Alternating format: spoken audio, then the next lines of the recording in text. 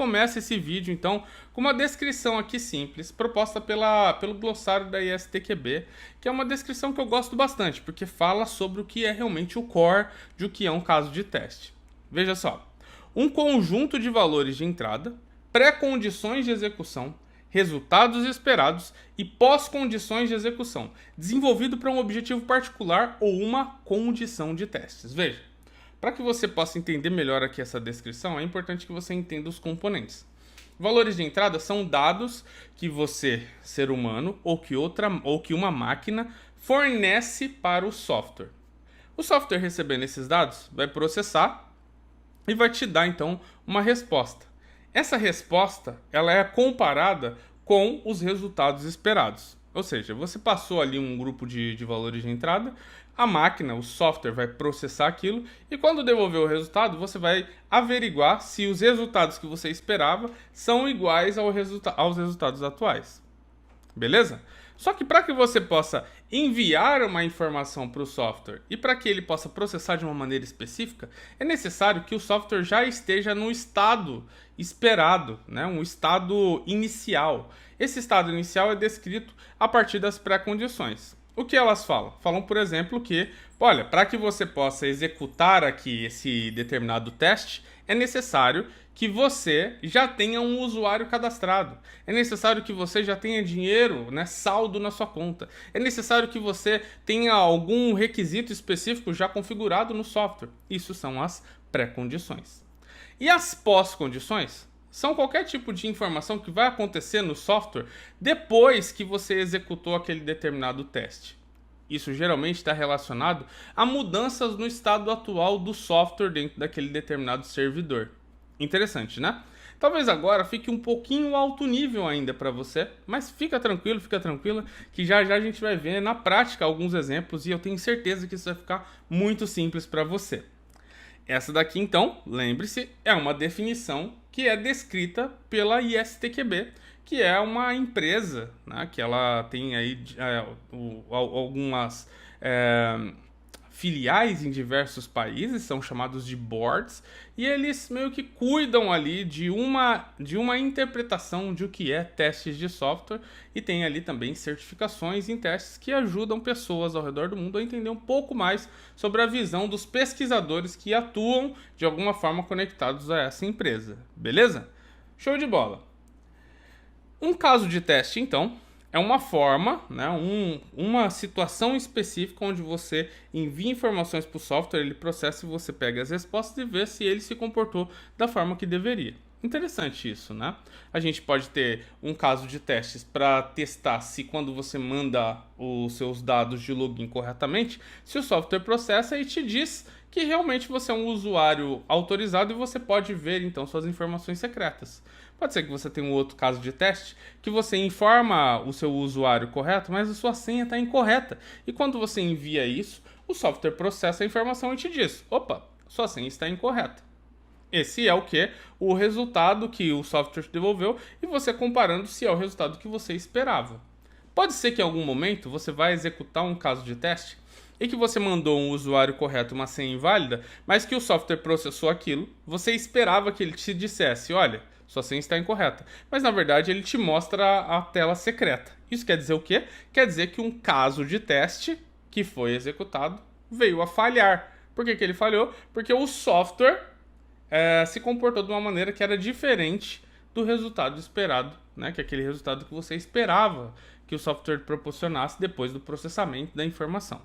Interessante, né?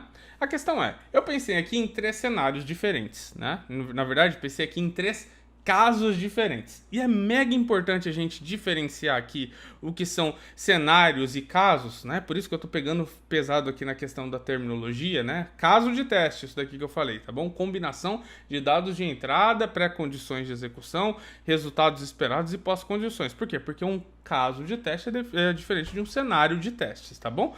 Hoje a gente não vai falar de cenário de teste, mas só para que você possa ter uma noção, um cenário de teste seria o equivalente a uma ideia de o que você precisa testar, beleza? Então, aqui fica bem claro aí para você que o que a gente está falando hoje aqui é sobre casos de teste, ok?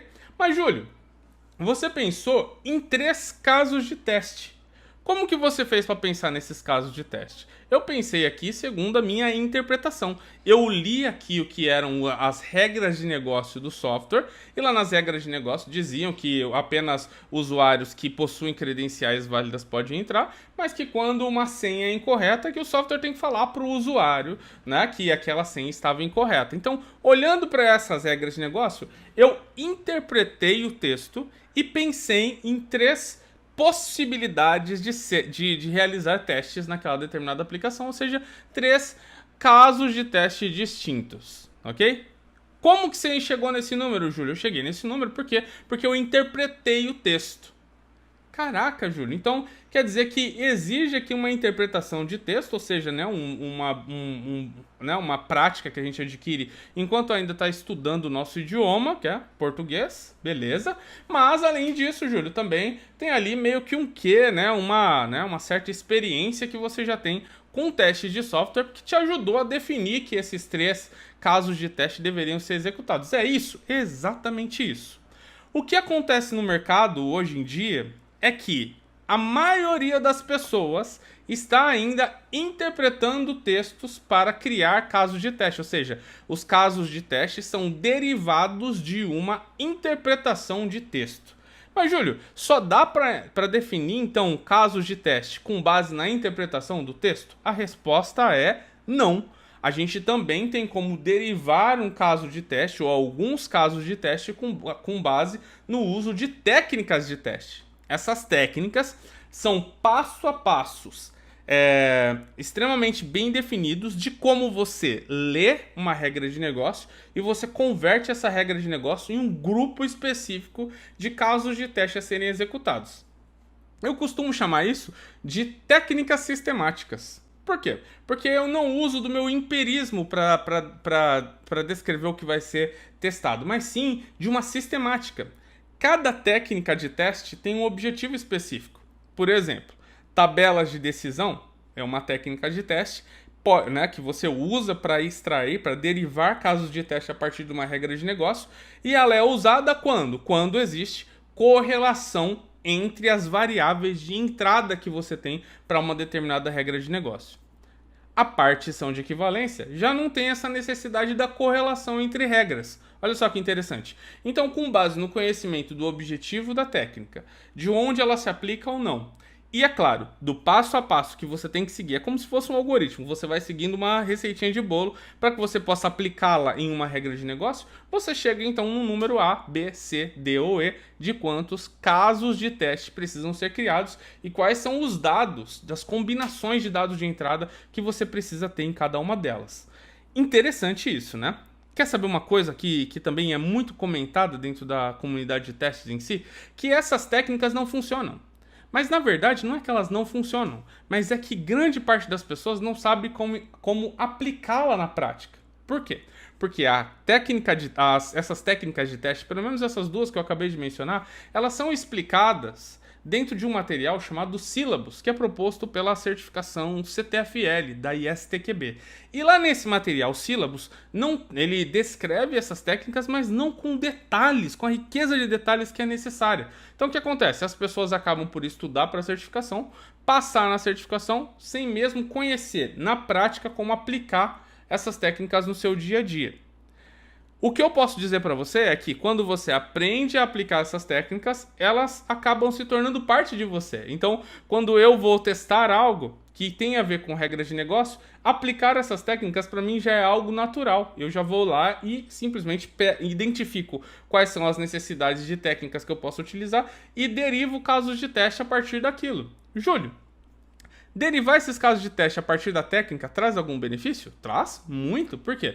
Porque você consegue testar com mais eficiência. Você consegue testar com mais eficácia. Você consegue ter uma visão geral de quais são os testes que precisam ser executados para aquela regra e definir, com base no tempo que você tem ou na necessidade que você tem de velocidade da entrega do produto que você está testando, quais deles você vai fazer. E você já sabe exatamente, tanto você quanto o seu time, quais não vão ser possíveis ser realizados.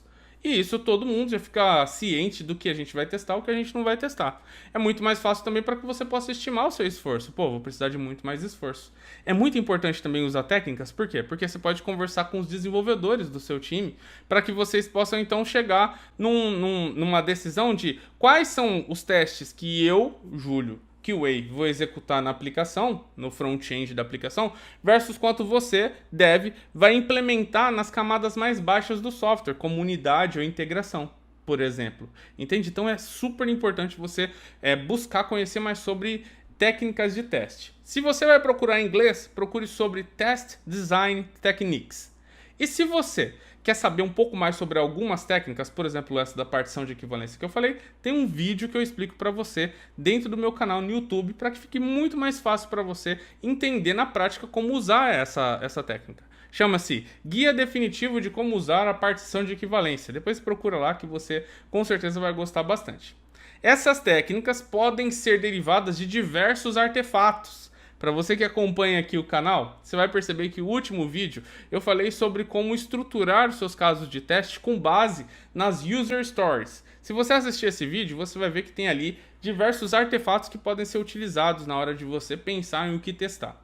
Aqui eu trago 3 para você: as User Stories, as regras de negócio e os critérios de aceitação. Eu posso olhar para esses 3 artefatos e, com base neles, identificar quais são as regras de negócio que estão embutidas na minha aplicação para que me ajude então a eu aplicar as técnicas ou fazer a interpretação do texto e derivar dali os casos de teste que precisam ser executados. Se você gostou desse vídeo, não esquece de curtir, também de se inscrever aqui no canal, deixar seu comentário.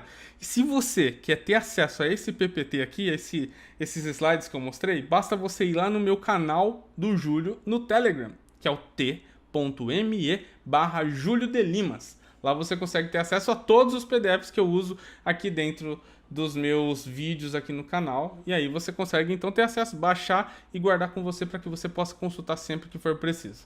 A gente se vê no próximo vídeo. Tchau, tchau.